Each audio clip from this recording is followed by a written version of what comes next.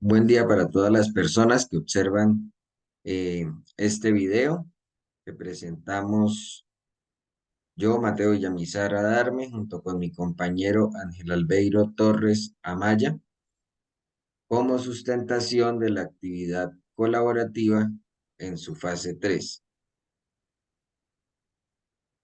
Esta fase corresponde, en esta fase nos corresponde realizar un análisis y sustentación de 3 películas asignadas. Iniciamos con la película Una mente brillante. Muy bien, gracias compañero Mateo. En esta primera película nosotros pudimos analizar una serie de síntomas personales que aparecen en el protagonista de la película. Primero es el estado de ánimo. Siempre se ve el personaje en la película con un estado de ánimo de alerta, solitario y agresivo. Le cuesta mucho relacionarse con sus compañeros de estudio en la universidad y puede ser una de las razones por la cual él empieza a crear aquellos personajes imaginarios. Luego también está allí la motivación. Se encuentra obsesionado con metas inalcanzables que lo llevan a afectar otros ámbitos de su vida. En el caso de la película, la meta más grande era encontrar una fórmula matemática que lo hiciera reconocido. Dentro de su sistema cognitivo, recordando un poco la película, él cuando es llevado al hospital psiquiátrico es diagnosticado por su comportamiento con esquizofrenia paranoide. Este diagnóstico fue bastante mm, controversial para él, para su familia, ya que tuvo que ser medicado y esto afectó gran parte de su cotidianidad, afectó otros ámbitos de su vida, de su sistema nervioso, y fue generando una serie de acciones, de situaciones que perjudicaron tanto su vida personal como su vida familiar. Y por otra parte, pues las relaciones que desde el principio de la película se manifiestan, una inestabilidad familiar, ya que pues por su obsesión con las matemáticas, él no es capaz de entablar relaciones sanas con mujeres y de igual manera una inestabilidad laboral, ya que con sus compañeros de trabajo mantiene siempre desde el principio de la película rivalidades y esto va afectando de una mala manera su enfermedad, ya que se centra en las ideas compulsivas que tiene por ser el mejor, por descubrir las fórmulas matemáticas y no tiene en cuenta la importancia de las relaciones sociales que pues todo ser humano debe mantener. Bien, hablemos del trastorno de esquizofrenia paranoide, con la cual es diagnosticado el protagonista. Se trata de un trastorno mental grave por el cual las personas interpretan la realidad de manera anormal. La esquizofrenia puede provocar una combinación de alucinaciones, delirios y trastornos graves del pensamiento y del comportamiento que afectan gravemente el comportamiento diario y puede ser incapacitante. Nuestro compañero Mateo nos explicará ahora este cuadro acerca de las psicopatologías que podemos encontrar aquí en esta película. Bien, muchas gracias. Pues como lo hemos observado en la película, por todas las situaciones que se presentan en la vida cotidiana del protagonista John de esta película, eh, pues tienen como consecuencia efectivamente, pues psicopatologías en diversas dimensiones de su sistema nervioso y de su organismo. Entonces, en el análisis grupal que hemos realizado, encontramos que dentro de las psicopatologías de la atención que afectan al personaje, se encuentra la falta de atención y trastorno de la concentración. Específicamente, el protagonista de la película se distrae constantemente de sus deberes en citas románticas, en la charla académica que se encuentra dando, en su trabajo en general por atender factores externos, en este caso específico, personajes eh, que lo observan y él asume que lo están siguiendo o lo están espiando. Dentro de las psicopatologías de la memoria, resaltamos la hipomnesia. El protagonista en la escena en la cual está en el centro psiquiátrico presenta esta psicopatología debido a los medicamentos que él mismo afirma que le están afectando la memoria, teniendo en cuenta que él era un destacado profesor de la universidad y que se distinguía por eh, sus cálculos matemáticos y de hecho eh, por su meta trazada, por descubrir las fórmulas que se había propuesto, pues una afectación a la memoria era bastante grave para su trabajo y para su desempeño laboral.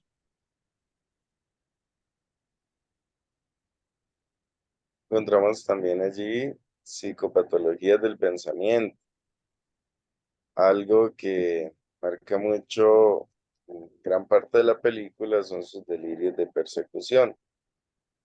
En la escena, el protagonista piensa que algunos de los personajes que lo observan, o sea, dando sus clases o estando incluso en su hogar, son enviados por los rusos que lo quieren capturar. También el personaje tiene ideas obsesivas, el tiempo eh, excesivo que le dedica al estudio, hacía que sus metas académicas se convirtieran en ideas obsesivas, así como encontrar los códigos que el gobierno le había encargado de descubrir en los periódicos. Bueno, también se presentan psicopatologías de la percepción, la hipoestesia. El personaje principal de la historia, al encontrarse desesperado por estar internado en la clínica psiquiátrica, por su esquizofrenia toma un cuchillo intentando cortarse y demostrando esta pérdida de sensibilidad ante el dolor, su trastorno. Eh, Presenta también allí en una psicopatología de la percepción muy frecuente que son sus alucinaciones. Se manifiestan de dos maneras, auditivas y visuales, representándose en tres personas: Charles, la sobrina de Charles y en el personaje de Parcher. Continuamos ahora con el análisis de la película El Castor. Este personaje, a diferencia del anterior que no tenía familia y era un poco más joven, este personaje principal, Alan, ya tiene una familia, tiene unos hijos, pero sin embargo, por diversas circunstancias negativas que van ocurriendo en su vida, va adquiriendo un trastorno depresivo que se convierte en psicótico por los diferentes factores que afectan su vida y que no son tratados en el momento adecuado. Pero entonces ahora vamos a realizar un análisis más detallado de cada uno de los elementos que como grupo observamos en esta película. En esta película vemos que el protagonista en general no tiene motivación alguna. Presenta síntomas anímicos de anedonia, ya que Walter es una persona que evidencia una incapacidad de tener emociones positivas que beneficien su experiencia de vida. De igual manera, la depresión se manifiesta en dos intentos de suicidio, abatimiento, tristeza, desequilibrio emocional, inestabilidad familiar, falta de atención, de concentración y sueño excesivo. Estos dos factores pues concluyen precisamente en lo que nuestro compañero nos mencionaba, que quitan cualquier motivación que tuviera en la vida. Hay que resaltar que Walter es una persona que cuenta con un trabajo estable, que cuenta al momento de iniciar la película, cuenta con una familia relativamente estable. Entonces, es importante tener en cuenta que estos factores influyen en su desarrollo, en el desarrollo de su depresión de alguna manera, ya que pues en la película que analizamos anteriormente la persona era sola y tuvo una serie de características y ahora la persona tiene una familia, tiene un trabajo estable y va a tener una serie de características también, pero que de igual manera van a afectar su calidad de vida. Dentro de las características psicóticas encontramos el intento de suicidio. Inconsciente y desesperadamente, Walter planea intentos de suicidio que fracasan hasta encontrar una solución en medio de su desequilibrio. Eh, Vemos claramente que Walter no mide la realidad y va a encontrar precisamente en esa marioneta un escape, un medio para salir de esa realidad. Y esto nos lleva precisamente a ver otra característica que es la decisión del yo. El protagonista proyecta un alter ego en la marioneta que encuentra en un momento de desesperación, perdiendo con el paso del tiempo totalmente la conciencia de la realidad y proyectándose completamente en su ideal, en este castor, en esta marioneta. Estos dos características psicóticas que manifiesta el personaje principal de la película concluyen en la psicopatología de la percepción enfocada en la ilusión, que la define Arnold, Eysenck y Meili como la percepción equivocada de un objeto concreto. En este caso, el castor, al que el, el protagonista le da un poder casi infinito en su vida, en sus decisiones, en su trabajo y en su familia, destacando que inicialmente, eh, y para justificar su pensamiento, él presenta la marioneta como una terapia recomendada para su depresión. Pero sin embargo, esto trasciende al límite de la psicopatología de la ilusión, eh, generando muchos más problemas eh, mentales y emocionales en el personaje principal.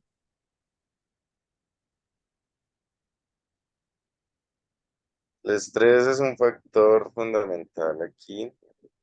Eh, la persona está consumiendo la mayor parte de sus recursos atencionales en el análisis de una característica. En consecuencia, le quedan muy pocos recursos atencionales para analizar otros aspectos como la procedencia del sonido, su contenido, etc.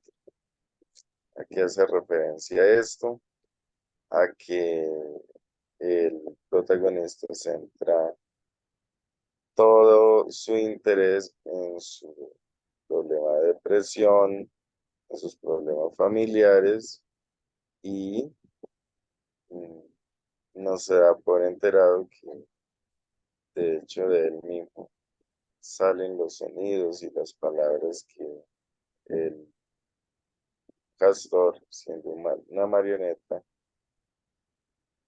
produce. Así como lo dice nuestro compañero Ángel Albeiro, el estrés de sobrellevar eh, tanto los problemas eh, económicos, familiares, como la misma depresión, lleva a que el personaje del que estamos hablando, Walter, eh, centre su atención o se enfoque en la marioneta del castor. Y en este caso estaría el castor sustituyendo su parte equilibrada y sería la herramienta en la que él mismo está proyectando ese, eh, digamos, ese equilibrio, esa felicidad, esa relajación que él necesita. Por tanto, lo que genera Walter con el castor es un apego que se va a manifestar al final de la película y que más adelante analizaremos. Muy bien, entonces ahora como causas generales de la depresión, eh, vemos una definición aquí de Hernández y Marañón y Mato. Las hormonas como la serotonina, llamados también neurotransmisores, la dopamina y la norepinefrina están vinculadas con la depresión, ya que problemas como la producción baja de estos neurotransmisores genera predisposición en las personas frente a situaciones adversas.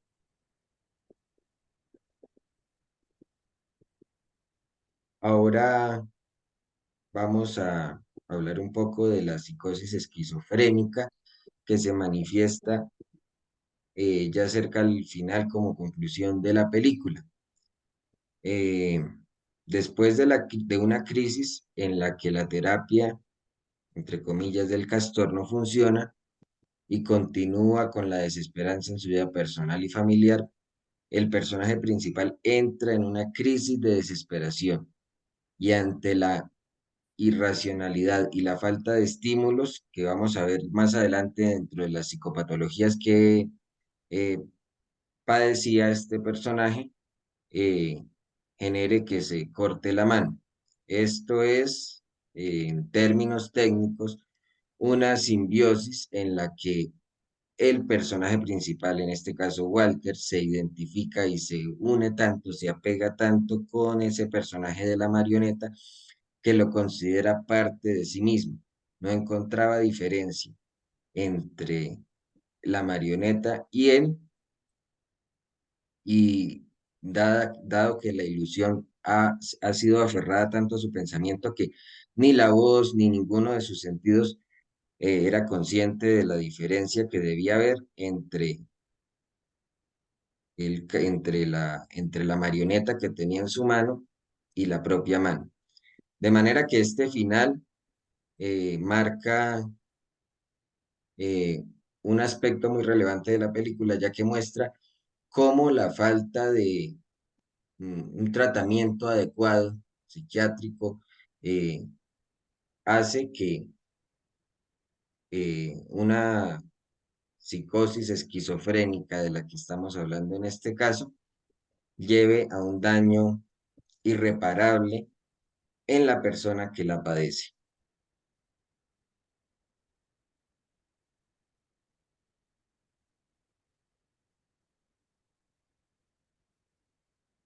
Nuevamente, entonces nos adentramos en las psicopatologías que se presentan en esta película del castor respecto a su protagonista.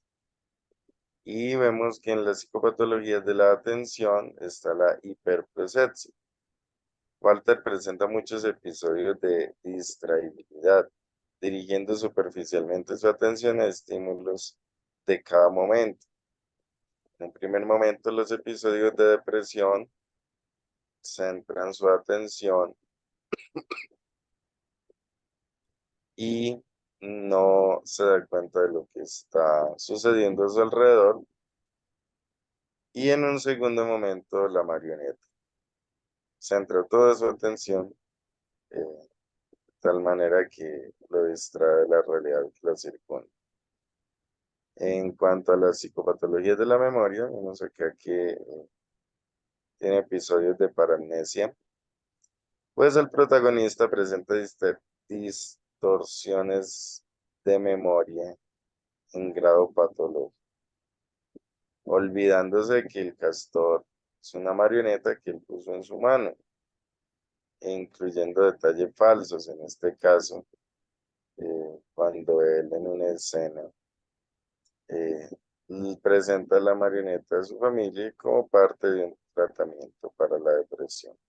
Después termina creyéndoselo y olvidando cómo inició eh, todo lo que tiene que ver con la presencia de esta marioneta en su vida.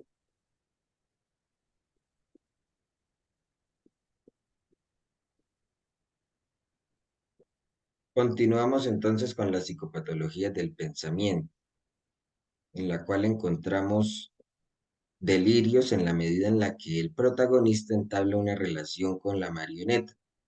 Va perdiendo la noción de la realidad, atribuyéndole vida propia, dejando que lo domine a él, a su familia y a su empresa. Y por otra parte encontramos también trastorno de contenido, en la cual el protagonista presenta ideas obsesivas. En este caso, al finalizar la película, cuando no es capaz, dentro de su desesperación, de separar la marioneta de la mano, sino que decide cortar su mano porque no entiende, no comprende que son dos partes separadas de dos elementos separados. Y dentro de la psicopatología de la percepción, encontramos la ilusión que mencionamos anteriormente, en la cual se proyecta en un objeto concreto, en este caso la marioneta, atribuciones que no son reales, como el que pueda hablar o incluso que es un enviado para salvar su vida, como lo observamos en la escena cuando él despierta y el muñeco de propia voz del protagonista dice, aquí estoy para salvar tu vida. Dentro de las psicopatologías de la percepción también encontramos la hipoestesia y en la película la vemos en cuando el hijo golpea en repetidas ocasiones la pared sin tener la percepción normal de dolor.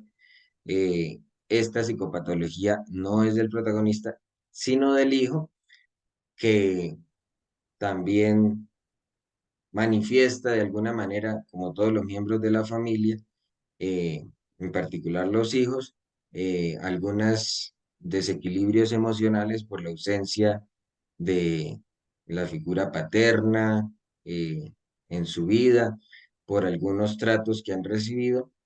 Entonces, en esta escena vemos cómo él se golpea, incluso rompe eh, la pared y no tiene una percepción normal de dolor. Y bien, ahora vamos a el análisis de la última película llamada Spider. El personaje principal de esta película es Dennis, o llamado cariñosamente por su madre Spider.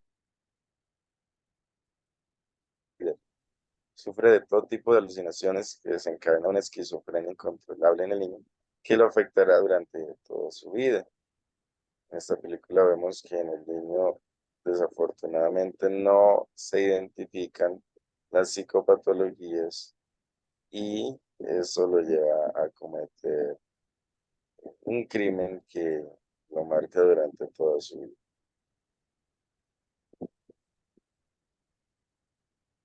Dentro de los síntomas que manifiestan los desequilibrios mentales que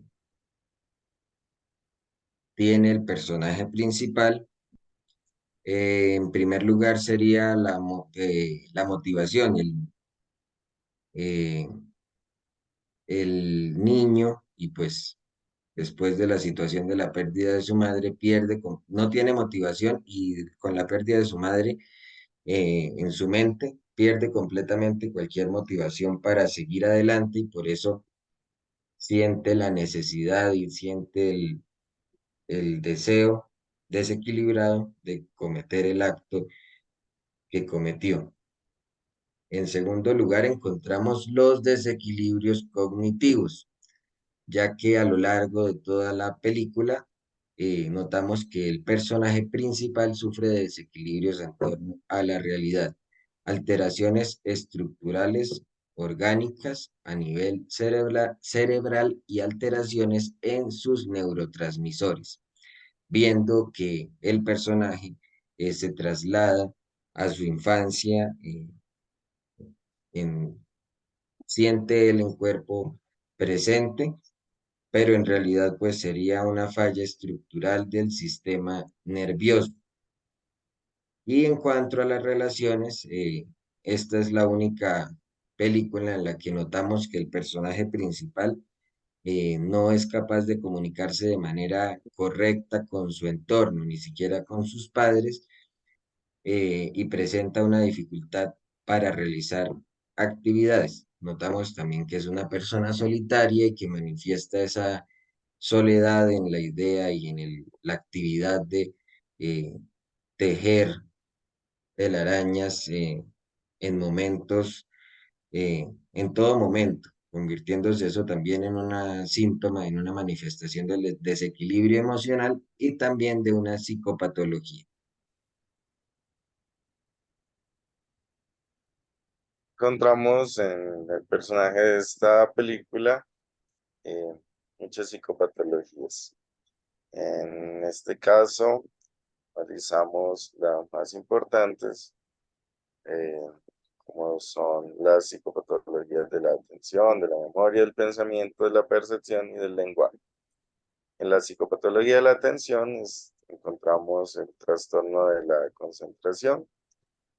En una escena particular, el protagonista en terapia trata de armar un rompecabezas, pero precisamente su déficit en la concentración no le permite culminarlos, desesperándose y botando todos los elementos. Por otra parte, también hay una elevación del umbral de concentración, entonces vemos esos picos o desequilibrios en su nivel de atención. En este último caso, vemos que él centra toda su atención en la construcción de telarañas. Y podemos ver que esto es como un tipo de escape de la realidad. Está aquí también la psicopatología de la memoria, la paramnesia.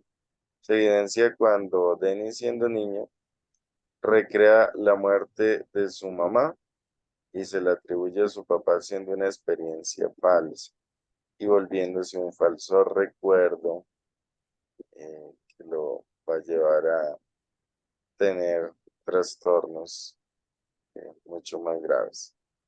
El trastorno se ve también en la adultez de Dennis constantemente cuando evoca los recuerdos de su niñez de una manera muy clara, de tal manera que podemos decir que se convierte en casi que en una alucinación estos recuerdos de su niñez.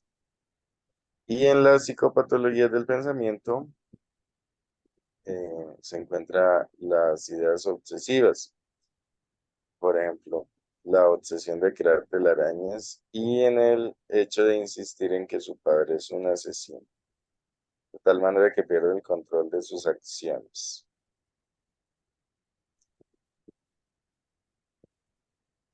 Podemos ver aquí también un delirio de celotipia, el pensamiento que surge en el protagonista cuando cree que su padre ha traicionado a su madre. Manifiesta celos hacia una prostituta al punto de pensar que una de ellas es la que se va a convertir en su madre y convirtiendo en una obsesión y volviendo esta situación como si fuera una realidad.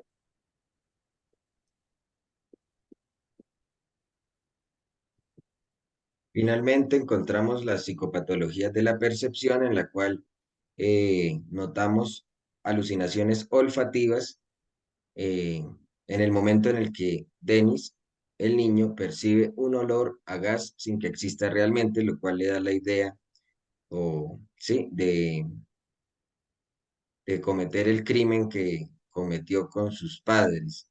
Y de igual manera se presentan alucinaciones verbales y auditivas cuando el personaje principal modela su pensamiento y le da el lugar de, de una prostituta a su madre y eh, genera es un choque emocional que hace que cometa el asesinato. Y finalmente la psicopatología del lenguaje, ya que el personaje principal presenta alogia, la cual es una dificultad para razonar y expresarse con acierto. Lo notamos con sus padres particularmente. Y la bradilalia, ya que el personaje principal se nota no solo por algún trastorno en el sistema nervioso, sino también por prolongado, eh, su prolongada estancia en la clínica psiquiátrica, que no ha tenido mucho contacto y muchas relaciones que le permitan desarrollar de manera adecuada su lenguaje. Estas son entonces las psicopatologías más importantes que pudimos rescatar nosotros de esta película Spy. Ofrecemos ahora tres sencillas conclusiones del análisis que realizamos de estas películas que observamos como requisito para la sustentación de esta fase 3. Iniciamos diciendo que las películas analizadas manifiestan las grandes afectaciones que tienen las personas que sufren de alguna psicopatología, que no solo afectan la vida personal del individuo, sino también la de su entorno cercano, particularmente su familia. A esta conclusión llegamos ya que en las tres películas vemos cómo eh, la vida cotidiana, las situaciones normales de una vida como la de cualquier persona se ven afectadas por estas situaciones adversas que se presentan en torno a los problemas psiquiátricos. Como segunda conclusión, nos damos cuenta que se debe velar por un adecuado seguimiento psiquiátrico, de manera que el tratamiento de las enfermedades psiquiátricas se detecte a tiempo y genere las menores afectaciones en quien padece estas enfermedades. En las tres películas nos damos cuenta que si el diagnóstico se hubiera hecho a tiempo y se hubiera seguido algún tipo de tratamiento, las consecuencias finales no hubieran sido de un tamaño tan grave como aparecen aquí en las películas, sino que se hubiera podido darle un giro a la historia gracias a un tratamiento psiquiátrico adecuado. Finalmente, las tramas presentadas en las películas observadas son una muestra para todos los que pudimos observar y para todos los que la puedan observar, de que sin importar la condición social, los niveles de estudios, la edad ni ninguna otra característica particular o evidente, los desequilibrios mentales se pueden presentar debido a diversos factores, tanto internos, orgánicos del sistema nervioso, como externos eh, de traumas, de situaciones adversas en la cotidianidad, entre otros. De manera que es importante generar una cultura de cuidado mental y reconocer lo antes posible en cualquier individuo una alteración para evitar que sufran daños tanto quien los padece como su entorno más cercano, como lo pudimos observar en las tres películas eh, que vimos para esta sustentación. Y así concluimos nuestro análisis de estas tres películas. Les agradecemos por acompañarnos en esta exposición.